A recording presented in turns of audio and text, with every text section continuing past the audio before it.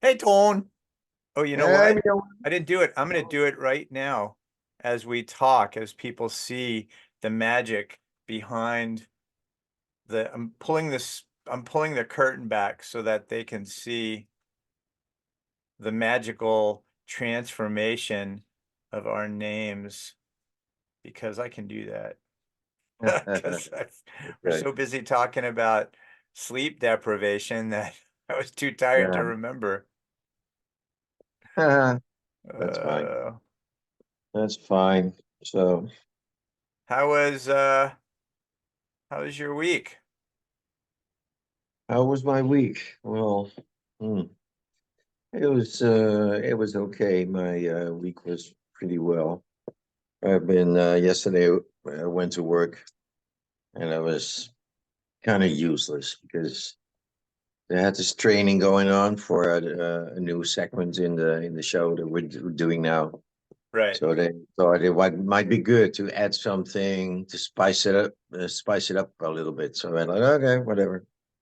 And they figured out that I had to do some training to do that. And I ended up standing around for 4 hours and doing nothing. So Well, you weren't doing completely nothing. You were getting paid for standing around. yeah, So for 4 hours, you were a professional model. You got to stand there. You got right. to look. You got to think and scratch your head. You, The only thing I did was can you go up there and see how the lighting is? If the position of the moving head is in the correct position? Yeah, yeah, yeah. Okay. So I was standing there and yeah, fine, thanks. Okay, that was about it. And I put up some props and that's it. so you The rest also is got to be a prop master and a lighting designer. I was a lightning prop. He used me to make sure that it was in the right position. That's it. I love Ah, that. what I love that. whatever. So at least got to do had to listen to a lot of music. That's for sure. It's another day in the magical world of Center Parks and any kind of resort recreation, theme park, public entertainment venue in the world, because that happens at all of them, as we well know. That's how it goes. Yeah, I know.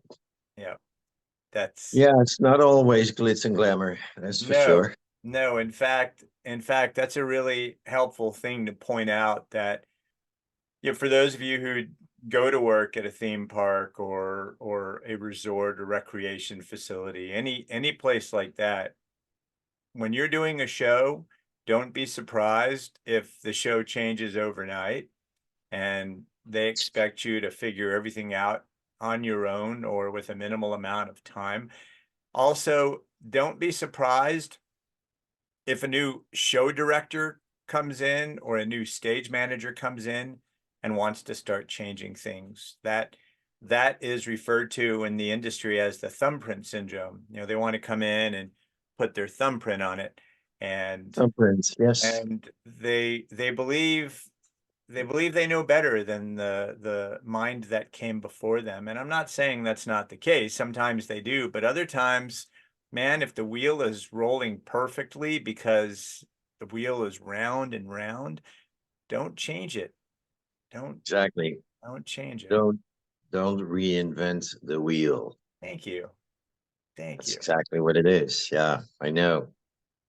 And we all get that come across that stuff like that. Yeah, all the time. I know. Okay, well, whatever. So, It talking about music, yes, what a great segue. what a great segue. Yeah.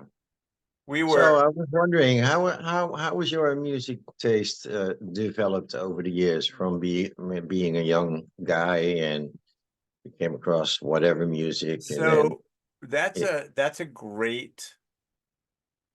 great question because I grew up in Texas and all the stereotypes apply. Horses and cowboys and pickup trucks.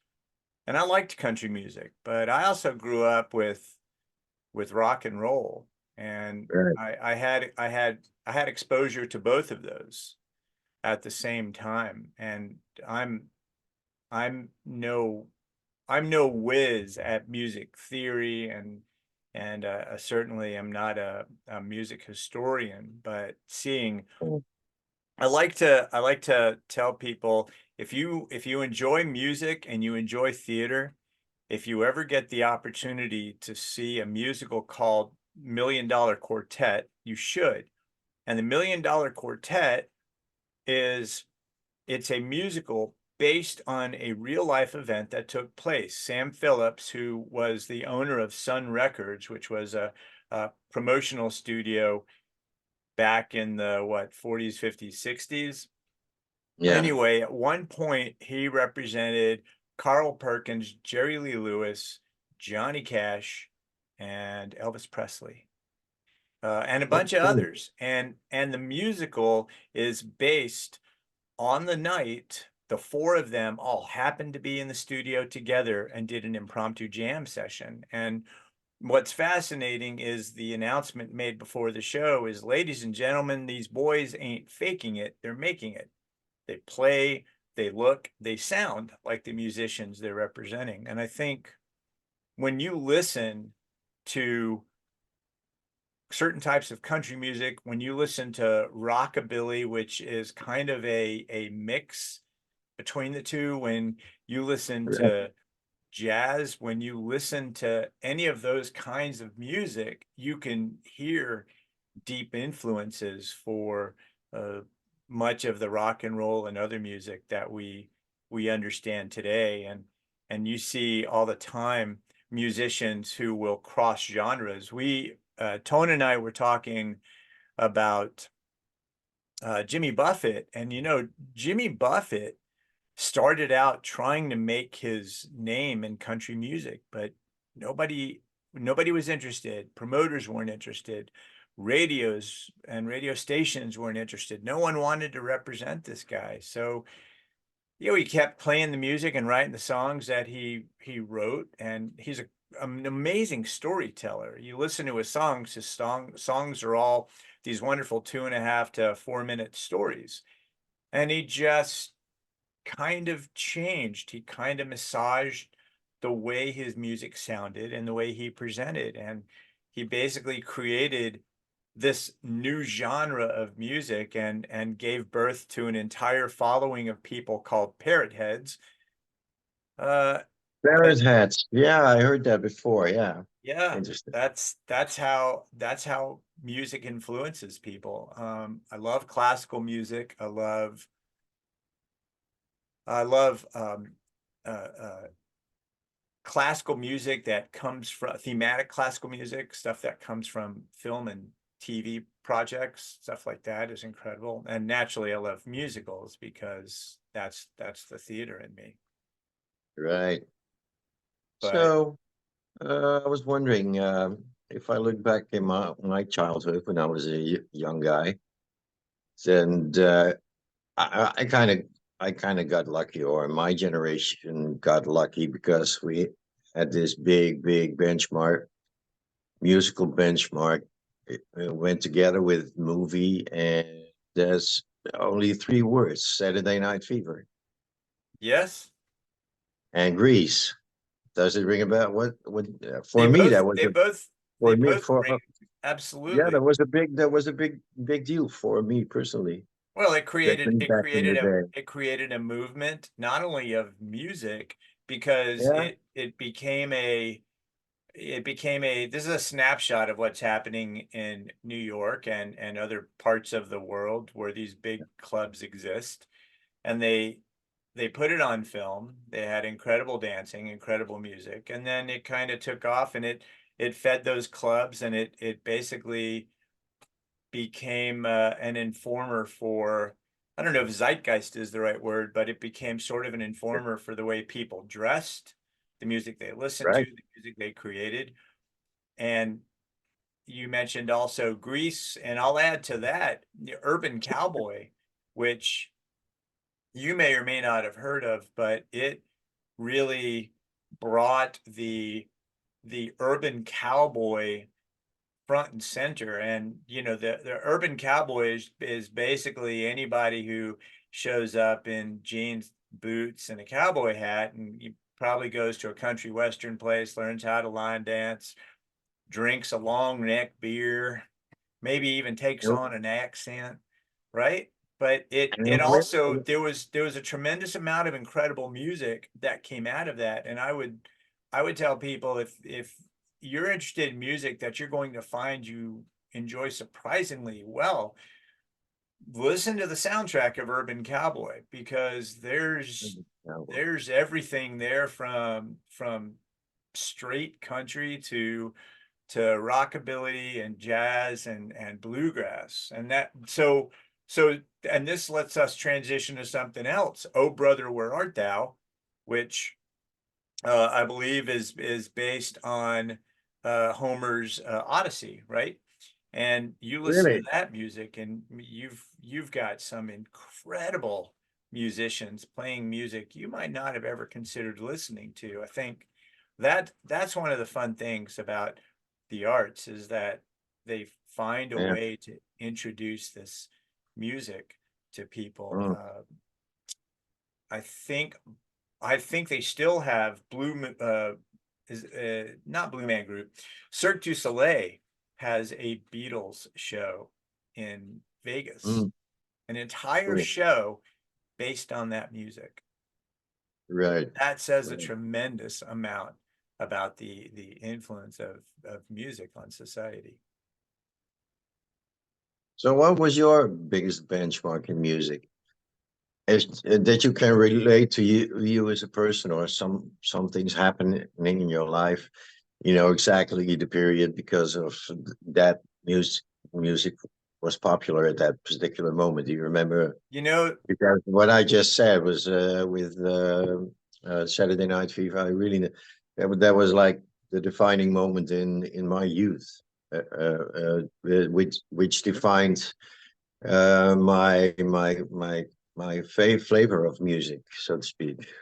You know, because yes, I was the disco thing that now is a gimmick. You know, you have parties, disco parties, and stuff sure. like that. But yeah, with the bell bottoms and the big heels and stuff like that, and the big shirts. And I lived through that period. I did it when I was a young guy. So that movie, Saturday Night Fever, influenced the people that I hung out with. It influenced the places that I went. I went to discos, and that was my scene, dancing and stuff like that. And the remarkable thing about that whole period is that's halfway to '70s. So the peculiar thing is that this whole other scene with all these interesting musicians like Jimi Hendrix, Janis Joplin, and there are a lot of those, you know, just to name two. Right.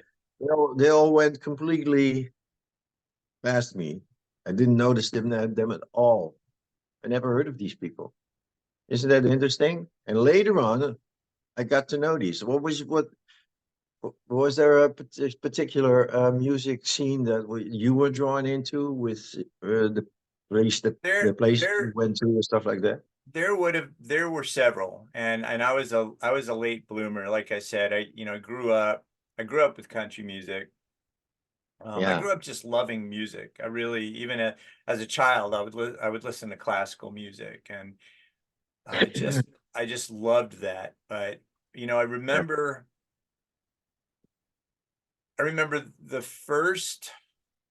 I'm There sorry. were there were a couple of different concerts I went to where I Right. watched the musicians on stage and watched what they did. Like the first time I'd ever seen the Hooters, which they had a couple of hits, and then thankfully were smart enough to ride that wave, and they did a tour. But these musicians all played several different instruments, and to me, I find Yeah. that deeply fascinating. I saw the Bacon brothers, Kevin Bacon and his brother, and same thing. Kevin Bacon is a very well versed musician as well as a vocalist. Um, Oh, wait, but wait, wait, wait. Kevin Bacon he's an actor, right? he is an actor, and he's also a But musician, really, I didn't know incredible that. musician. Oh, really? Okay. Yep. Oh, cool. But There you go. but I would say for film, for theater, probably for theater, Pirates of Penzance really had an amazing impact on me because I remember watching the show and, I saw the original production Mhm. with Kevin Kline, and I know. I just Yeah. saw everybody on the stage having so much fun. And I thought, man, I want to do that. That looks like they're having so much fun up there. Urban Cowboy, was talking about that. Urban Cowboy, when that film came out, I'd Yeah. already been going to a couple of country western places, but they started popping up everywhere, and I'd go to a few more because they were fun. They were not the typical what's now, a rave house with the bass beats and a lot of synth music, and there's nothing wrong with it. There's a time and place for it. For me, I just wasn't into it at that time. But I think Yeah. also um The Breakfast Club, the movie The Breakfast Club, because it also spoke to my generation through its Mm. story as well as what the music did. The music was just as manipulative, and I think that's a thing. If you watch a film and you just feel yourself being transported, there's a good chance the music is doing that. Yeah. And Interesting. Yeah. um, for rock and roll, for concerts, AC/DC and Rush. And AC/DC because, I saw both the Hells Bells and Those About to Rock tour. And, Angus Young is uh this friggin' he looks like this 8-foot incarnation of demigod, right? Some dark lord up there, just the way he's playing. But we had passes and we went backstage afterward, and we go back to their green room, and Brian Johnson greets us and hands us beers, and I look over, and Angus Young, he's this tiny guy and he's drinking a water and kind of quiet. And I was like, man, this is 180 degrees from your stage persona. That to me was just fascinating. Um, Rush, watching Rush perform on a stage and seeing how they could manipulate an entire audience. And then to that point, when you talk about music and how it had an impact on you, Billy Joel is going to be another singer and musician. I don't think I've ever been to a concert anywhere else in the world. Maybe Swifties will disagree because they probably do the same thing. But at a Billy Joel concert, The who? The what? The? Swifties, Taylor Swift fans are called Swifties. But I know. Billy Just kidding. Billy Joel, Fair enough. yeah, you're funny. Billy Joel, I've never been to another concert where 80% of the audience is singing 100% That's of the it. songs. I know the feeling. I did it It's with another amazing. band. Yeah. Yeah, it's It amazing. is amazing. Yeah. Sometimes some artists or singers they grab you by the balls and they They do, they pull do. you in and they don't let go and it's like you're having oh my god It's so much fun. it's transformative stuff. It really Yeah. is. When the Yeah. right music touches you, it literally, it grabs your emotions, it plucks the heartstrings, it makes you pay Yeah. attention, it makes you listen, it makes you Right. think, it fills your heart up. I Yeah. Sir William Congreve said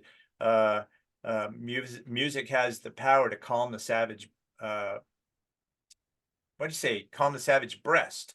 And that was changed to Right. say savage beast. But what he was saying is even the most coarsest of us, even the most ungrounded of us can find grounding by listening to music. And I think that's a pretty fascinating thought.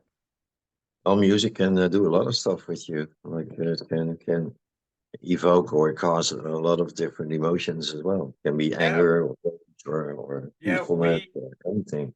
Yeah.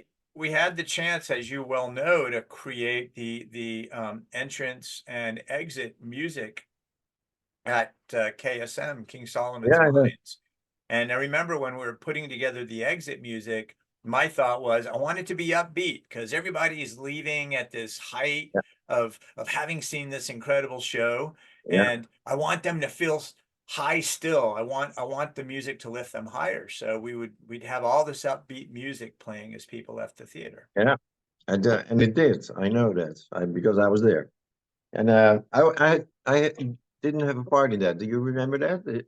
I wasn't me. I think it No, was no, you and it was Arnoud or Leon or the three Arnold, of you. Leon, and I. Arnold mostly, but Yeah, because it was fun. He and I were introduced. He big jazz fan, but he and I yeah, would exchange musicians and musical groups, but I would introduce him to, it's like we should do this and we should play this, and oh, this is a great song. Um, yeah. and Arnoud Kalderwij. Yeah, yeah, talking about a sidetrack. Yeah. Wow. Wonder how he's doing. Maybe we can find out where he's at. wouldn't that be crazy? I saw That- him. I yeah. saw him a couple of years later. He was doing stand-up comedy Ah, in that's Dutch. so awesome. Yeah, that's so awesome. Great guy. So anyway, back to the music thing. I was trying to say that this Urban Cowboy movie wasn't. I never saw it, but was there a song in there? It was called "Everybody's Talking to Me." I can't hear a You word know, you're saying. Was that in Urban Cowboy or was it I something don't think else? so. Well, that's a, Anyway, I let's think it just might be an Easy Rider. yeah. Well, anyway, this was on a side note. Yeah. But anyway, But but yeah, but but but that makes your point. That makes yeah, your point spot on. We music, especially if we hear it in a film, it right, transports us. And then right. later on, you hear that song 20 years later, and it takes you right back to that year, that summer, that 20 time in your years, life. much more than that. In this case, because I remember playing it on the record player at my brother's house, and I think I was around between 10 and 15 years old. So that's probably around 50 years old already. My Yep. God. Yeah, but pretty cool anyway. And also, now we were talking about this whole subject, something else strikes me because right now I'm a really eclectic person in regards to musical taste. And that's because I've uh, when you get older, you live through all these different decades and all these different musical developments from in the full range, from rock and roll to hard rock to speed metal and metal rock. Because I was born in '59, so I was a really small kid when I grew up in the '60s, and I remember when I was really small that I played all these records from the Beatles and the Stones way back in the. But I was just small. I was like a couple of years old, 5, 6 years old, Right. and I played that stuff. And also, and later on, all the disco in the '70s and in the '80s, there was this really crappy music in the discos and stuff like that, like the '80s bullshit. You had the glam rock and all that stuff. And come to think of it, I was when I was like between 18, 20, 25 years old back in the day with the disco. And now I'm going crazy over a band called Rammstein. It's Yes. from Which has been Germany. around for a very long time. I know, but I never could have thought back then that I would like something like that now. That's crazy. So that's funny because I had the exact opposite experience this last weekend. So I had it was a very artfully, carefully crafted birthday weekend for me, and the Yeah, party was at a mixed space venue, live music and everything else. But when we arrived, there was a DJ and he was playing that very loud bass concussive. It's just, man. Right. And I walked Yeah. in and I looked around and I looked over at Brandon and I went, man, does the music have to be this loud? Oh my gosh. So it's true. It's everything that you hear about. Yeah, you know, you're gonna grow up, you're gonna be your parents, you're gonna scream at people to get off your yard, you're gonna complain and kvetch about the music being too loud and Yeah. oh, but anyway. Yeah. For me, it's the other way around. I grew, you know what I did? Well, yeah, Oh no, my God.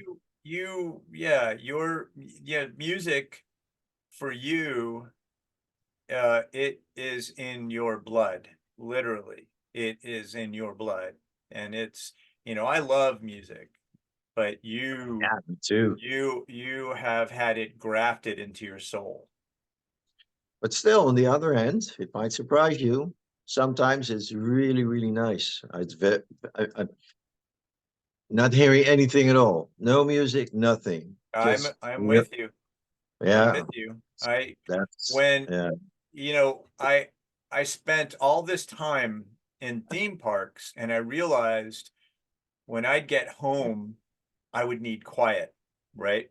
oh yeah, Spend all this yeah, time and spend over 20 years with Disney and I would always need I'd get home and I would need just I would need a few minutes of quiet. I would need a few minutes right. without stimulation because people don't think about and even center parks, you show up, there's background music, there's background noise, there's chatter from the Children tables, the screaming. noise from the Whoa. arcade, there's the people talking too loud at the bar. Yeah. There's so much going on, and Oh, your ears and your mind are trying to make sense of it all, I can't, not anymore.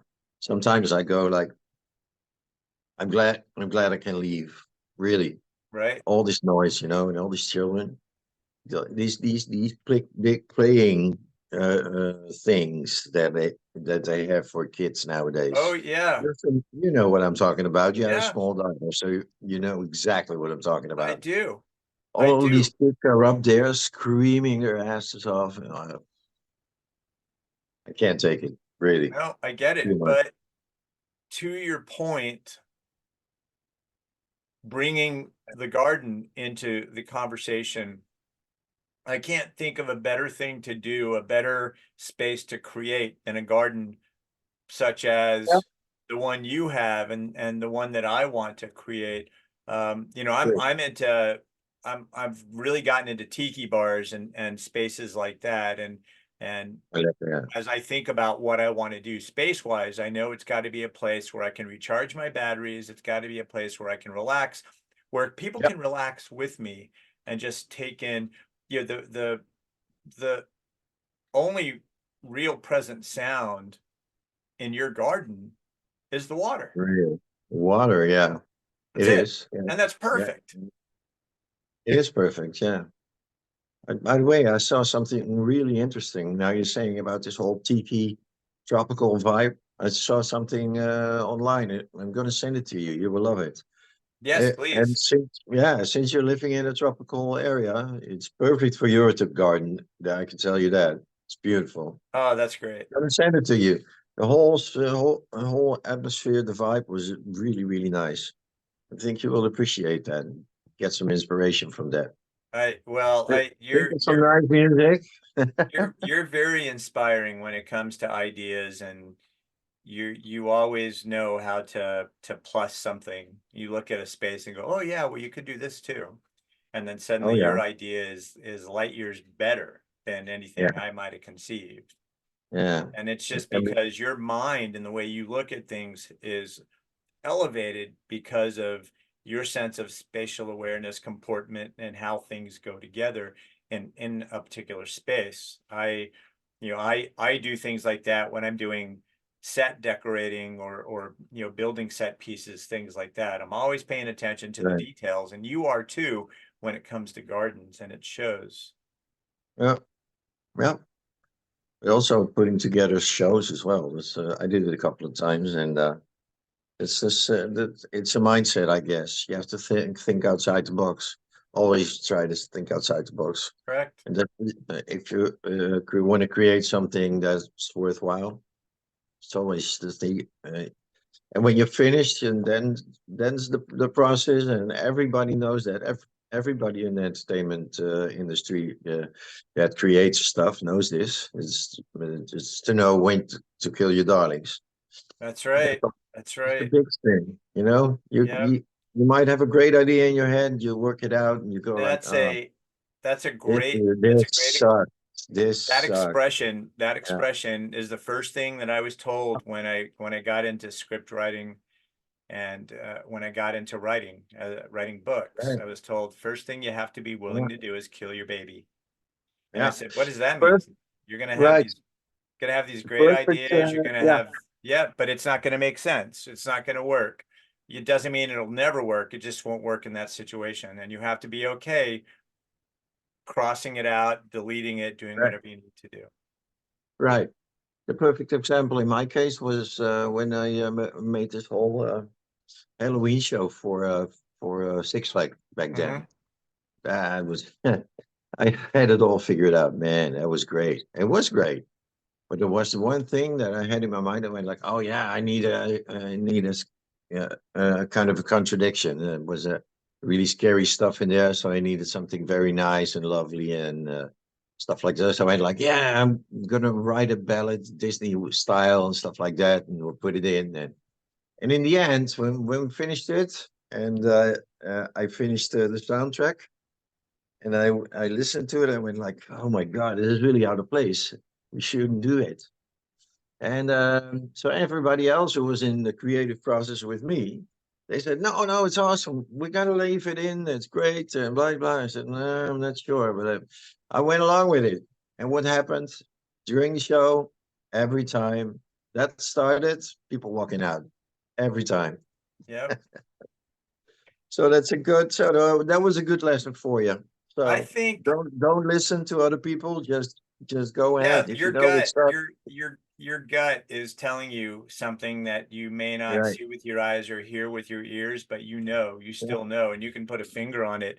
I think at that point, I think that's when you have to be willing to step outside your comfort zone and say, uh, yeah, we're not doing this, or you hit the delete yeah, button. I would, right. this is a good place for us to wrap up, but I would love to explore this more in our next episode.